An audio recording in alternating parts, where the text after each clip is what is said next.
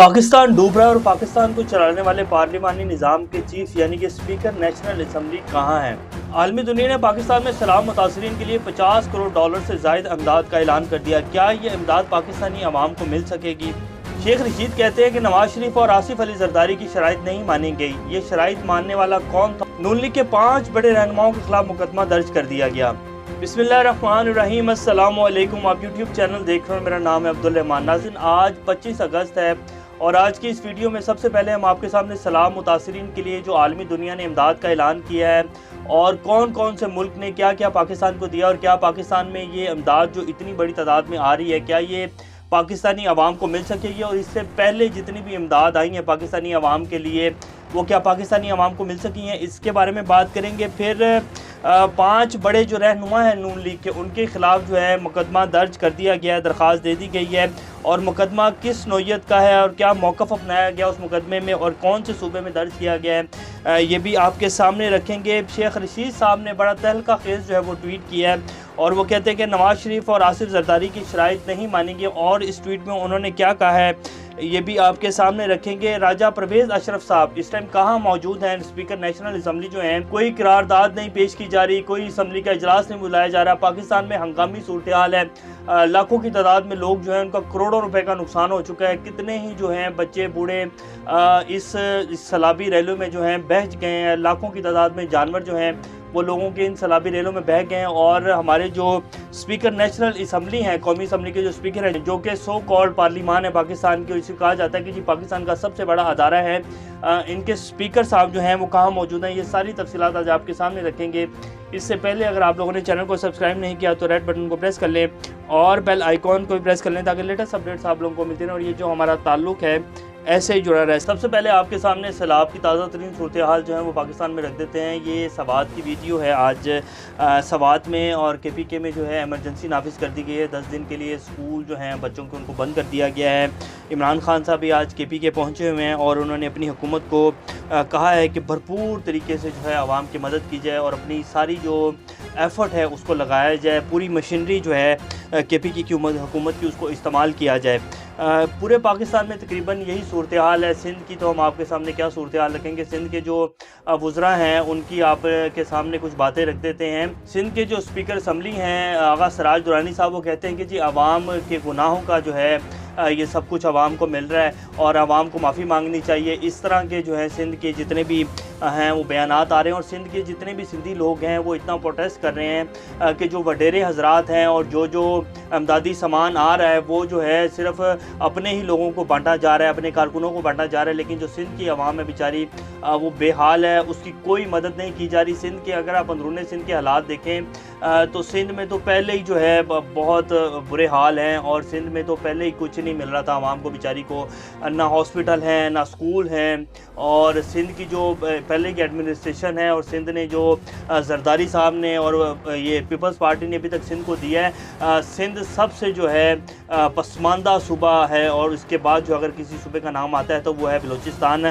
तो इन्हीं दोनों सूबों में जो है सबसे ज़्यादा तबाही मची है। ये सवात की वीडियो भी हमने आपकी स्क्रीन के ऊपर चलाई है। सवात के हालात भी जो हैं काफ़ी ख़राब हैं। बहुत बड़ा सैलाबी रेला जो है वो सवात से गुजरा है जिससे काफ़ी बड़ा नुकसान जो है सवात का मशहूर होटल जो है हनीमून होटल, उसकी भी जो वो भी जो है इस सैलाबी रेले में बह गया है।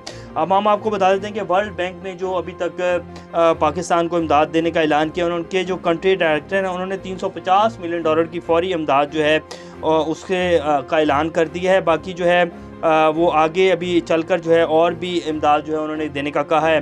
वर्ल्ड फूड प्रोग्राम ने सैलाब मुतासरीन के लिए $110 मिलियन की इमदाद का ऐलान किया है।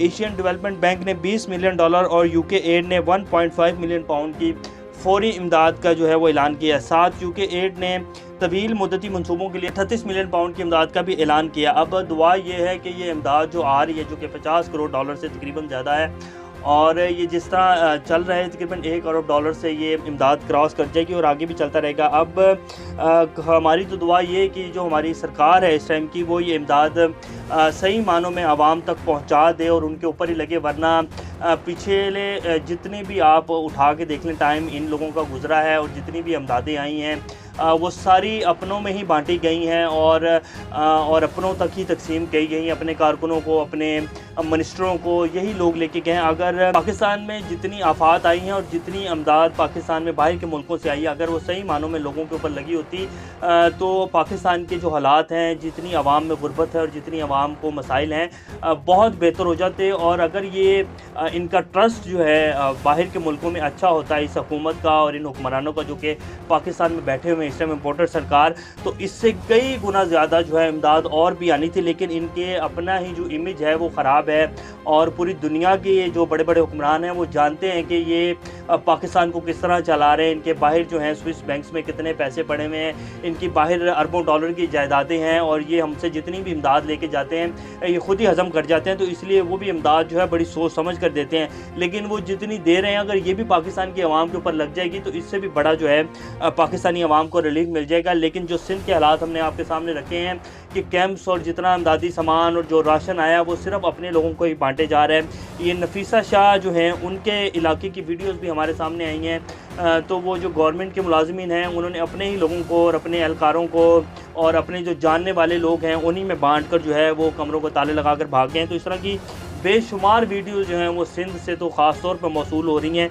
कि वहाँ कोई इमदाद जो है वो गरीबों तक नहीं पहुँच रही, वो सिर्फ अपनों में ही बांटी जा रही है। राजा परवेज़ अशरफ साहब की वीडियो जो है अब आपकी स्क्रीन के ऊपर चला देते हैं, ये आपके सामने चल रही होगी, जिसमें ये 20 रुकनी वफ़द के साथ जो हैं कनाडा पहुंचे हुए हैं, जिसमें मौलाना फजलुर रहमान साहब भी शामिल हैं। और वो तस्वीर भी आपके सामने चला देंगे। ये कनाडा में सलाम मुतासरीन की जो है ये पता नहीं कहाँ खड़े में, किसी ठंडी जगह पर जाके खड़े हुए हैं किसी बोट के ऊपर और फीलिंग ली जा रही है। आई थिंक कि पाकिस्तान में सैलाब आया हुआ है तो हम भी ज़रा फीलिंग ले लें कि किस तरह जो है आवाम हमारी मुतासिर हो रही है। ये जी पाकिस्तान की पार्लियामेंट के सबसे बड़े आप कह लें कि जी स्पीकर नेशनल असम्बली हैं और इन्होंने जो है हदायत करनी होती है और इन्होंने बिल पास करवाना होता है। इन्होंने एमरजेंसी इनको चाहिए था कि पूरे पाकिस्तान में नाफिज की जाए और हंगामी बुनियादों के ऊपर जो है पाकिस्तान की आवाम के लिए जिन लोगों को करोड़ों रुपए का नुकसान हुआ है उनकी इमदाद के लिए फ़ौरी जो है काम शुरू किया जाए। लेकिन 2 दिन पहले जो है हमारे वज़ीर आज़म साहब कल पहुँचे हैं कतर का दौरा करके। इसी तरह स्पीकर साहब जो हैं वो कनाडा के दौरे पर निकल गए हैं। हालांकि सैलाब जो है और इन सब को ये रिपोर्ट जो है 10-15 दिन पहले से मिली हुई थी। लेकिन जब शहबाज शरीफ साहब आए उन्होंने कहा कि जी मैंने लंदन का दौरा जो है वो कैंसिल कर दिया क्योंकि पाकिस्तान में सैलाब आया हुआ है। तो कतर जाने से पहले ही पाकिस्तान की हालात जो है वो बहुत ख़राब हो चुके थे। लेकिन जो हमारा मेन स्ट्रीम मीडिया वो दिखा नहीं रहा था क्योंकि उसको इश्तिहारात मिलते हैं, उसको पैसा मिलता है। ये तो सोशल मीडिया ने जब हमाम तपाया और सोशल मीडिया ने जब अपना किरदार अदा किया तो लोगों के सामने और फिर मजबूरी के तौर पर मेन स्ट्रीम मीडिया ने भी इसको दिखाना शुरू किया और इन लोगों ने भागम भाग शुरू की। ओहो अब चलना पड़ेगा वरना हमारा जो वोट पहले ही ख़त्म हो चुका है, इससे तो और ही जाता रहेगा। तो ये जी सेम सिचुएशन है। शेख रशीद साहब जो हैं इसके लास्ट में आपको बताएंगे कि कल जो एक बड़ा घुमसान का रंग जमाया गया पाकिस्तान की सियासत में, जिसका जो है सेहरा जाता है अभी शेर अली साहब को और तलाल चौधरी साहब को। उन्होंने जो है बड़ी कड़ी तनकीद की शहबाज शरीफ साहब की हुकूमत पे और मुफ्ता इस्माइल साहब को बड़े आड़े हाथों लिया उन्होंने। फिर उसके बाद कल रात सोशल मीडिया के ऊपर जो है एक नवाज शरीफ साहब का क्लिप चला जिसमें दिखाया गया कि नवाज शरीफ साहब शहबाज शरीफ साहब के ऊपर और उनकी पूरी हुकूमत को बड़ी कड़ी तनकीद कर रहे थे। लेकिन वो क्लिप जो था उसको एडिट नहीं किया हुआ था और वो गलत क्लिप जो है बनाया गया हुआ था, ओरिजिनल क्लिप नहीं था। उसके ऊपर फिर नवाज शरीफ साहब ने भी मजम्मत की कि ये मेरा क्लिप नहीं है और ये मेरे मुझसे जोड़कर जितने भी पैगाम जो हैं वो चलाए जा रहे हैं वो सारे गलत हैं। लेकिन कल जो अभी शेर अली साहब ने प्रेस कॉन्फ्रेंस की वो भी इसी का ही शाखसाना था। वो अलग बात है कि नवाज शरीफ साहब ने खुद स्ट्रेट फॉरवर्ड नहीं कहा उन्होंने अब आगे क्या करने जा रहे हैं और ये क्या पॉलिसी थी जो कल चलाया गया एक पूरे मीडिया में। एक अजीब सा हजान बरपा हुआ था मेन स्ट्रीम मीडिया में, वो भी आपको बताएंगे। लेकिन शेख रशीद साहब के ट्वीट जो है आपको सुना देते हैं। उन्होंने कहा कि इस्लामी ममालिक जो है वो पाकिस्तानी फ़ौज की वजह से इमदाद दे रहे हैं। शहबाज शरीफ हुकूमत को कोई फूटी कौड़ी देने के लिए तैयार नहीं है। IMF के एजेंडे से मुफ्ता तब्दील होगा और शहबाज घर जाएगा। इनका हर कदम इमरान खान को मजबूत और मकबूल बना रहा है। ये सैलाबी रेला गरीब को ही नहीं PDM को भी ले डूबेगा। नवाज शरीफ और आसिफ जरदारी की शराइत नहीं मानेगी। सितंबर अहम फैसलों का महीना है। नून से शीन भी निकलेगी, PDM भी टूटेगी और इलेक्शन की तारीख भी आएगी। इसमें जो सबसे इम्पॉर्टेंट बात जो है वो शेख रशीद साहब की एक ही है जिसमें उन्होंने कहा है कि नवाज शरीफ और आसिफ जरदारी की शराइत नहीं मानी गई।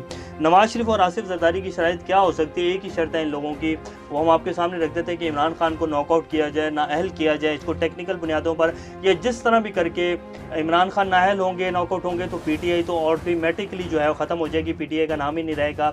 तो हमारी सियासत को बचाया जाए। इन लोगों की ये जितनी भी इन लोगों की पिछली स्ट्रगल है और ये हुकूमत को बनाना, ये मुकदमे बनाना इमरान खान के ऊपर, शहबाज गिल को पकड़ कर अंदर डालना, उसके ऊपर तशद्दुद करना, उससे अपनी मर्ज़ी का बयान लेने की कोशिश करनी और चाहना कि वो ये कहे कि जी ये जो मैंने उस दिन बयान दिया वो पीटीआई की पॉलिसी थी, ताकि उसको लेकर मुकदमा बनाया जाए और पीटीआई को जो है वो और इमरान खान को नाअहल करवाया जाए। तो इन लोगों की एक ही शर्त है और ये शर्त कौन पूरी कर सकता है और ये किसके सामने रखी जा सकती है शर्त, आप सब लोग जो हैं वो बेहतर जानते हैं। तो शेख रशीद साहब कहते हैं कि जी शराइत जो है वो नहीं मानी गई और पीटीएम भी टूटेगी और इलेक्शन की तारीख भी आएगी और इलेक्शन की तारीख जो है वो सितंबर के महीने में लाजमी आ जाएगी। ये जिस तरह की मर्ज़ी चालें चलें, जो मर्ज़ी कर लें, जैसे कि कल एक चाल चली गई नून लीग की तरफ से शहबाज शरीफ साहब के ऊपर जो है वो तनकीद की गई। ये इन लोगों का वही पुराना एक तरीका है कि एक भाई जो है वो गुस्सा करता है, दूसरा भाई जो है पाँव पकड़ लेता है और एक भाई जो है तनकीद करता है, दूसरा जो है वो आगे जो है मामलात को ठीक करने के लिए जो है मीटिंग्स करता है। तो ये वही पुराना जो है तरीका है जो कि नाकाम हो चुका है। नवाज शरीफ साहब कहते हैं कि अपने छोटे भाई और मौजूदा वज़ीर-ए-आज़म शहबाज शरीफ के बारे में मनफी तबसरों से इज़हार लातल्लुकी करते हुए उम्मीद ज़ाहिर की है कि वो मुल्क को मौजूदा दौर के मुश्किल हालात से निकालेंगे। हालांकि जिस तरह कल आबिद शेर अली साहब जो कि अभी अभी लंदन से आए हैं और नवाज शरीफ साहब के बड़े करीबी लोगों में से हैं और रिश्तेदारी भी है नवाज शरीफ साहब के साथ इनकी, तो आके उन्होंने जिस तरह की तनकीद की है, कोई भी इतने, हालांकि बड़ा नाम है उनका, बड़े सीनियर रहनुमाओं में आते हैं आबिद शेर अली साहब और बड़े पुराने बंदों में से हैं नून लीग के, ये हो ही नहीं सकता था कि आबिद शेर अली अपनी जो है अपनी ईमा के ऊपर और अपने उसके ऊपर जो है आकर प्रेस कॉन्फ्रेंस कर दें और शहबाज शरीफ साहब के ऊपर इतनी कड़ी तनकीद करें और उसके साथ साथ मुफ्ता इस्माइल के ऊपर कहें कि मुफ्ता साहब आप देखें हम कैसे इलेक्शन में जाएंगे, बिजली आप लोगों ने इतनी महंगी कर दी है। और यही खबरें जो हैं हमने आपको पहले भी बताई थी कि नवाज शरीफ साहब जो हैं वो मुफ्ता इस्माइल से किसी सूरत जो है वो राज़ी नहीं है। मरीम नवाज़ के भी ट्वीट अक्सर आते रहते हैं कि मुफ्ता भाई आप इसको देखें, आप ये जो टैक्स लगा रहे हैं, मैं आवाम के साथ खड़ी हूँ, मैं कभी भी आपके इस फैसले के साथ नहीं जाऊँगी।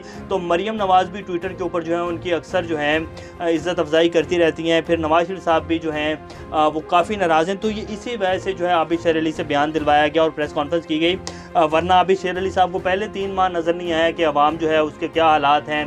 जब इन्होंने डॉलर जो है 250 पर पहुंचा दिया था, पेट्रोल जो है कहाँ ले गए थे, तो अब आबिद शेर अली को क्यों ख्याल आ रहा है? क्योंकि उनको चाबी जो है वो पीछे से दी जा रही है और चाबी देने वाला जो है वो नवाज शरीफ साहब हैं और कुछ भी नहीं है। ये तो फिर ऊपर से जो है गोंगलू के ऊपर से मिट्टी झाड़ी गई है बयान देके कि जी नहीं, हमें पूरी उम्मीद है कि शहबाज शरीफ साहब जो है वो पाकिस्तान को इस बहरान से निकालेंगे।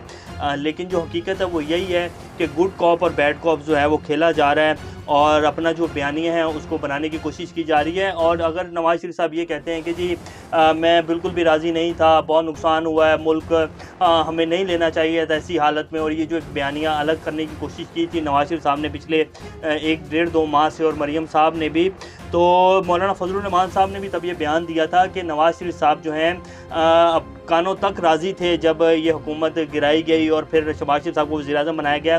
तो नवाज शरीफ साहब की पूरी मर्ज़ी शामिल थी इस हुकूमत बनाने में। अब नवाज शरीफ साहब कैसे कह सकते हैं कि जी हम राज़ी नहीं थे, हम कभी भी नहीं चाहते थे, हम इलेक्शन की तरफ जाना चाहते थे। तो नवाज शरीफ साहब उस टाइम पूरे राज़ी थे। तो ये सिर्फ़ एक बयानिया बनाया जा रहा है और कुछ भी नहीं है, और ये जो है जल्दी ज़बरदस्त हो जाएगा। अब आपको बता देते हैं कि 5 अफराद जो हैं वो कौन से हैं। पीर मालम शहरी एडवोकेट राना हसीब ने वज़ीर-ए-आज़म शहबाज शरीफ साहब, मरीम नवाज़, राना सनाउल्लाह, नवाज शरीफ और ख्वाजा आसिफ के ख़िलाफ़ मुकदमे के इंदराज के लिए दरख्वास्त जमा करवा दिया और उन्होंने इसमें मौक़िफ़ अपनाया है कि इन्होंने हमारी अदलिया के ऊपर और हमारे जो अदारे हैं पाक फ़ौज के ऊपर जो है तौहीन अमेज़ तकारीर की हैं, उनको उन्होंने बनाकर जो है एक दरख्वास्त दे दिया और इनके ऊपर मुकदमा होने जा रहा है। और अब ये जो है जैसे कि हम पहले आपको कहते आए हैं कि ये अब टाइटनिंग जो है पंजाब से भी की जाएगी और इसी तरह KPK में भी जो है दरख्वास्तें जमा करवाई गई हैं और मुकदमे वहाँ से भी किए जाएंगे।